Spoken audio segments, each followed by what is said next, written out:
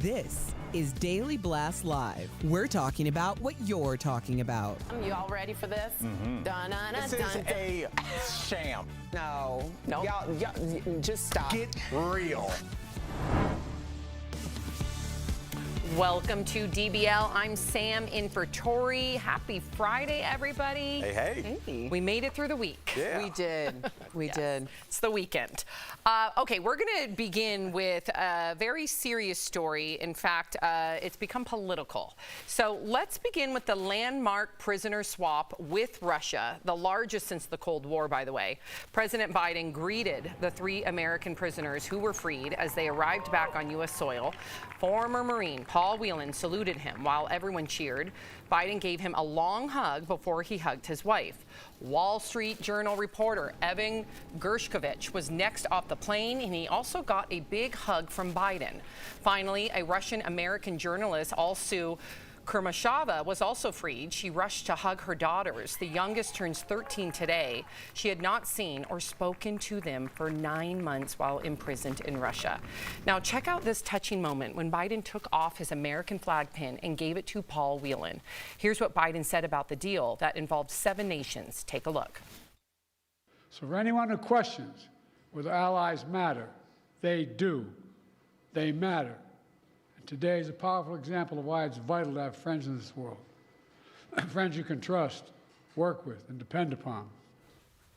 So Biden is, of course, referring to Trump and his skepticism about our NATO alliance. Meantime, Trump criticized the deal. He posted to social media saying, quote, "Are we also paying them cash? Are they giving us cash? Are we releasing murderers, killers, or thugs? Just curious because we never make good deals at anything, but especially hostage swaps."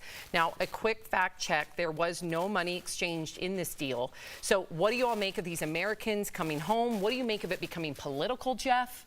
I mean, this is tough because Trump does have a point, but he says it in a harsh way. You know what I mean? There is a point. We are letting murderers out of jail. At the same token, Biden's right. We're getting our people back, and that's the end goal, right? You have to give and take. Both, like a good deal, they say both parties can't be happy, right? So we are happy because we got our people back. We need them back, but we also did release some murderers and killers and assassins. I want to talk about the 8 released back to Russia. So first of all, 24 prisoners were released in total. 16 by Russia, 8 released back to Russia. Those 8 that Jeff are referring to, 2 convicted killers, 1 hacker, 4 spies, and a Russian intelligence operative. Erica, what are you thinking? I feel like, are we getting information? Yeah, they weren't. So Germany released a lot of the killers. Oh, Germany released killers. Either way, what I'm saying is part of the deal is they did release some assassins. Is that fair? Yeah. Okay. That's fair. Okay. Well, We are live. yeah, we are live. I was like, wait a minute, I don't want to say the wrong thing. You know, I think about how most of us learned the name Paul Whelan, and that was because of the Brittany Griner detainment in Russia. And a lot of people were called to action. A lot of people had a lot of things to say with no action behind it. Ultimately, these American citizens were released and they were returned home. And I think I look at things in terms of when there is an issue, there's always someone who comes with a lot of problems, and then there's always someone who comes with solutions. And I'm always interested in hearing solutions. I'm not interested in hearing the problems unless you have some incentive to find a solution. Yeah, it's, you know, Erica, just as we were doing the story, I had this weird kind of analogy form in my head. And it's, I think one of the first things I noticed about social media is that sometimes adults, in an effort to one-up their neighbor or their kind of frenemy, you would see people kind of hating on a kid's birthday party, like literally just like, oh, they only had this, my son's gonna have this. It's an inability to be happy for somebody else for 1 second, so you have to go after it. The fact that Paul Whelan can see his family, that reporter can hug her daughters. On her 13th birthday? For 1 second, Sam, can we just... I know, can we celebrate as a nation? For 1 second, we can fight after lunch? Is that fair? It's just like we just, everything is this political breakdown, and I don't think what the citizens see is that it doesn't help us either way. It just divides us more and more. Like, we were at a point a year ago, Jeff, where if you opened a Bud Light, you were making a political statement. I mean, think about that. They're going after our food because they want us to fight. I'm not saying that the fight for the trans activists wasn't the right fight. What I'm saying is we need to be conscious of why we are even hesitating to say this is a good thing. Well, I think that much to a point that you make all the time, none of this is real. You know, none of this is really real. The four of us most likely wouldn't be speaking about 99% of the issues that we're speaking about so amplified if that wasn't our job to do so. When people are on social media trying to garner attention by doing this in hopes that this is, you know, I'm standing up, and I'm not saying that everyone who has something to say about a political issue or a subject is doing it simply for attention. I know that is not the truth. But a lot of people are, and that's what creates the echo chambers. So when you say, like, they're coming after our food, it's like, you always say that. Who is they? And this isn't real. So I'm always looking at, why is this such an important thing to be distracted from what? I'm always looking at what is the distraction. And I think we also miss, and that was beautifully said, but I think we also miss the people that are involved in these negotiations. You have some of the top national security alliances, NATO, Turkey was the mediator. These are people that are invested so that we can have the least amount of collateral damage possible. So we can bring those innocent people home. And I'm talking about the people that are coming home to America. That's who I'm going to speak about right now. And in the long term, you don't think that they're not having months and months, if not years, of negotiations and thoughts and different types of analyses to make sure that they're making the right decision? And then here we all are, I'm just speaking about people in general, Monday morning quarterbacking. It's insane. With a fraction of the information. Yeah. All right. Well, I'm really happy for those families. Yes. I really am. Coming up on DBL, a new lock setting on phones gives parents control of their child's devices during the school day. Will this help kids focus more in the classroom? And we're breaking down all the best moments at the summer games, from Simone Biles cementing her legacy as an all-time great to Sha'Carri Richardson. Yep. Dashing to a 100-meter heat win next. Look at him.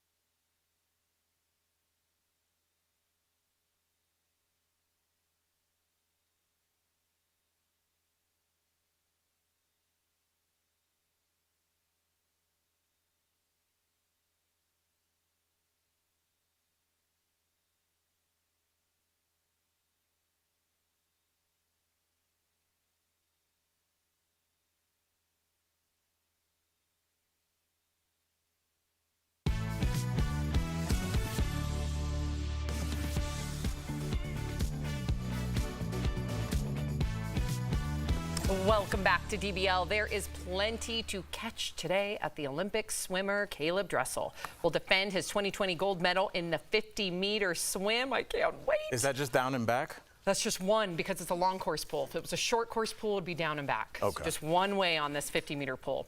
And the U.S. men's soccer team will take on Morocco in the quarterfinals. It's the first time they've made it to the knockout round since 2000. But everyone is celebrating Simone Biles, who completed her redemption tour yesterday. She won her second gold medal of the games in the women's all-around final. Her teammate Suni Lee took home the bronze. Simone also showed off that she truly is the greatest of all time, or the GOAT, putting on a new necklace with a sparkly goat on it. Yes, she had previously said that haters hate her GOAT nickname, but it's a title we all think she's earned. But I want you all to watch this. If you recall, Simone had to pull out of the 2020 Olympic Games in Tokyo after she got the twisties. Here's what she had to say about that after her big win. Watch. 3 years ago, I never thought I'd step foot on a gymnastics floor again just because of everything that had happened. Even this morning at 7 a.m., I saw my therapist. So just making sure I'm mentally well. I think you see that out on the competition floor. As an athlete growing up, I never, ever heard about taking care of your brain and your mental health. So I just want to give kudos to Simone. I didn't even know what the twisties was 2 years ago. Neither did I. So, and you brought up another term to me that refers to baseball players. Right, the yips, and it's kind of, and you see it in tennis as well. There's, I actually showed my daughter, and I kind of felt bad showing her because it's very disturbing to watch these incredible professional tennis players, and literally they'll go to return the serve, and they'll hit the ball over the wall outside. Like, it's when your brain is malfunctioning. And I think we've forever looked at, especially athletes, as people that control their muscles, yes, not understanding if the machinery in your brain isn't working and neurons aren't firing correctly and you're not having the correct thoughts, none of what your physical makeup matters. Well, something that we don't really consider as well is how long it takes for our brains to develop and how young these athletes are. Yes. Like, especially when they're at the height of, you know, their success. So world fame, Erica. Right. So it's like, is it really a shock that so many athletes would have struggles with mental health? And the idea that we're just now having this conversation shows how very much behind we are. But I did want to make sure that we acknowledge this haters and the GOAT thing, because Tom Brady's the GOAT, and as many people as love him, hate him. LeBron James is the GOAT. Many people who love him hate Serena, the GOAT. That's what comes with being. Oh, are you the GOAT Michael too? Jordan. I was about to say the GOAT. I was about to say a Chicago girl. I was like, we got another one. Welcome to the family. Correction. I was saying it as in people who are currently. Come on, Erica. Yes, I know. I'm so sorry. When you Mike. said that, I looked right at Jeff like, so sorry. oh. Right, but Jeff, I want to know, are there any events that you're really excited to see? Because we got What happened to flag football? I thought that was supposed to be in the Olympics this year. I don't know. I didn't know that. I haven't heard about So it. you're excited for flag football? I don't know. You asked me a question. I wasn't prepared to answer. Are you excited for What Carrie happened to Richardson, flag the football? 50-meter free tonight? Yeah, go USA. I'm happy Okay. for all of them. Simone is the GOAT. I don't know what the What's problem the here is. discussion there? Yeah, there's no discussion there. I wanted to go into, because me and my buddy were watching the Olympics yesterday and the Bears game, go Bears. And so I just was like, well, how much do you get for a gold medal? And in the U.S., if you win a gold medal, you get paid $38,000. And we were looking what other countries get. Obviously, we get the majority of the medals because we're the U.S. and we crush. But Hong Kong gets $768,000. Singapore That's gets U.S. dollars? Yep, $745,000. Indonesia, $300,000. Israel, $271,000. I'm mad. Kazakhstan, $250,000. See, that's some BS. Thank you for sharing that. Yeah, I just thought it was interesting on what our athletes are getting paid. Oh, you know what and our you work athletes for 4 get? years, $38,000. And no, and you know what the majority of our Olympians get? They have to have Flavor Flav. Thank gosh for you, Flavor Flav. And Alexis Ohanian. Exactly. Literally paying their rent. Yeah. Because most of them have 2 to 3 jobs. That's the majority of the Olympics. Because I'm glad we're the Jeff land brought of this the up. free and the home of the show gratitude.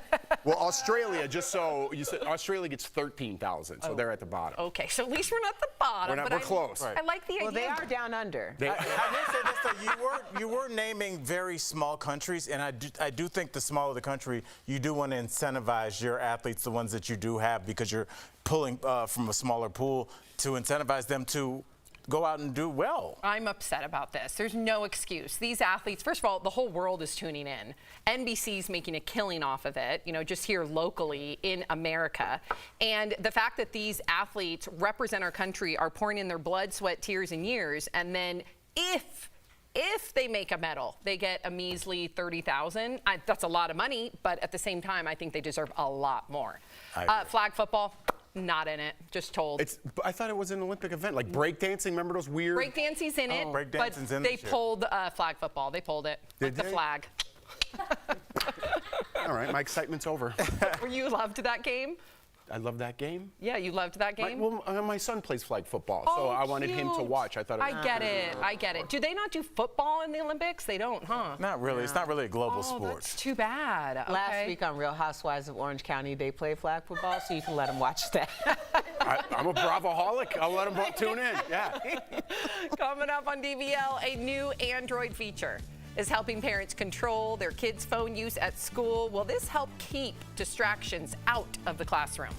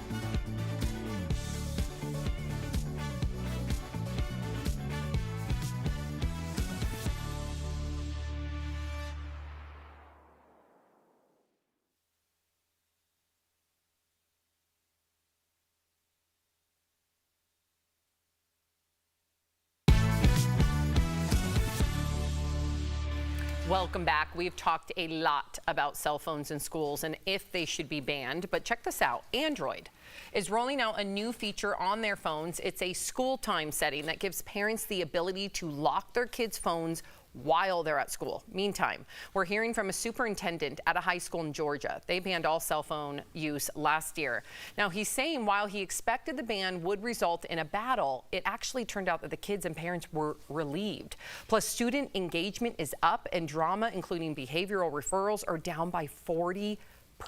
Jeff, you and I always talk about this. What do you think now? I think it's a great idea. I think it's a great idea. And I know the first thing people are going to say is, what about if there's an emergency and you need to contact someone? That's the first thing. But no, there's a feature built into that. Exactly, yes. Right? But that's the first argument people are going to make. My son's having a cell phone. He's more special than anybody. He's going to have it. No, you got to abide by the rules here, because if one has it, they all want it, right? And there can't be one special outlier. You need your phone for emergencies. Totally agree with that. But you should not have your cell phone at school. You should be socializing. I'm telling you, the whole world is off tilt because we are not socializing, and we think online is socializing. We think tuning in via FaceTime to a wedding is socially acceptable. It's not. You're there to talk about to your old relatives and old times and remember and socialize personally. And you don't say the things you say to somebody face to face. You say those on the internet. Kids are going to be stunted if we don't stop this. They already are. Yes. They already are. That's why there's these initiatives. And my only pushback to what you said, Jeff, is like, you know, sometimes tuning in virtually on August 22nd for our live event, that's the only time it's okay.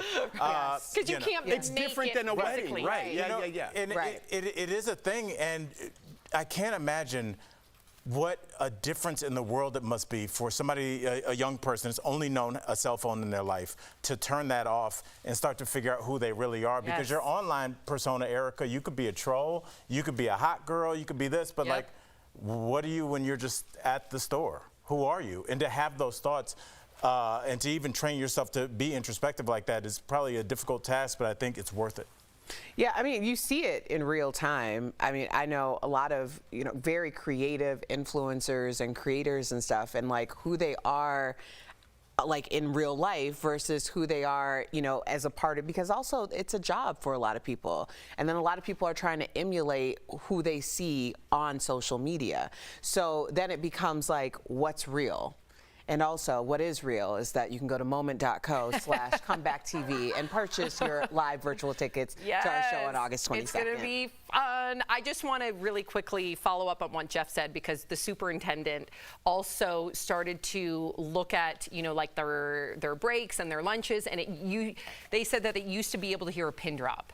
And now all of a sudden you go out there and everybody is chatting, they hear laughter, and it feels like a real school again. I mean, we never had to deal with that, right? We were in that weird generation that was still analog and not digital, and it's just, I'm so happy. Think about that intense stimulation, though, because it's not one person getting their phone taken away, where now Jeff's the weird kid with no phone because he couldn't. Exactly. Everyone. Because it's happening, it's like the first day of college when you're just like, nobody knows each other, let's all meet in the quad. Well, hopefully it gives me PTSD. I hated the lunchroom. Did you? Yeah, you never knew where you were going to sit. Oh, yeah, you're in Chicago. So we're in Santa Cruz. You go out to the quad. It's open, sunshine, beautiful. But still, where do you sit on the steps? So like you're in. It's so Where funny. did you go to Beverly Hills 90210? So the up in steps. Brooklyn with Biggie. No, it's public school. But the bottom step was the freshmen, the middle step Really? was the sophomores, the juniors and the seniors. The football players were under the tree. The skaters were over here. But we all mingled together, but we all had our cliques. I worked in the bookstore for 4 years. I love that about during you. my lunch Nerd hour. alert. I love that about you, Erica. Sorry, that just came out of my mouth. I'm sorry. Was horrible. We'll be right back. Horrible.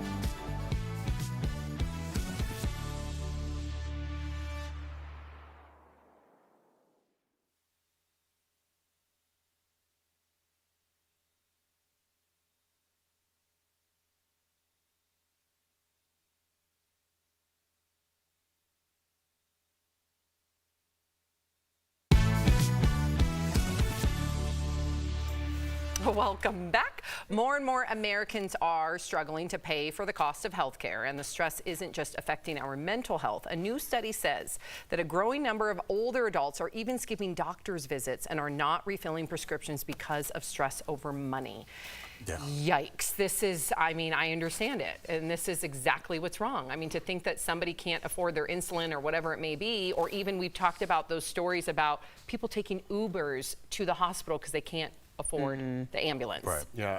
Even staying up to date with regular checkups, it becomes costly. My wife, who has breast cancer in her family, has to get mammograms and all these other things, and it's 3 different times a year she's getting these tests. It's thousands of dollars with insurance, and it's rough. It's thousands of dollars because of insurance. Yeah. Don't even get me started on the mammogram thing. I know, I'm right there. Yeah, we went off a little bit, but Oh it's my something God. to deal No, with. it's important. Yeah. I'm right, high risk, and Jordan. So Yeah. we're on that same path, and it is, I'm like going to have a payment plan. It's insane. Yeah. Whew. All right, so if you're looking for health care coverage, better benefits can help. Many Americans already on Medicare may not have a plan with all the benefits accessible to them. So reach out to Medicare Advantage advisors today. The benefits review is free. Call 800-964-0416. How much time do we have here? Do we have some time to chit-chat? We have a little bit of time. 40 seconds. Big plans this weekend? Maybe It's your birthday weekend. Oh, well, or next weekend. Which one's my birthday Well, weekend? technically it'd be this weekend because it falls on closer to this weekend. My birthday's on Tuesday. And your husband's Can we wait till birthday Tuesday to say that? Oh, yeah, and my husband's birthday, too. Well, I was just saying that it's her birthday weekend. I don't like people who celebrate birthdays all I week. don't. She brought it up, Okay, not then me. you don't like anybody. She put in a text message, like, we have a meeting Tuesday, and Erica goes, it's Sam's birthday. So we can't meet for 5 minutes? Yeah, she said it like the president was in town.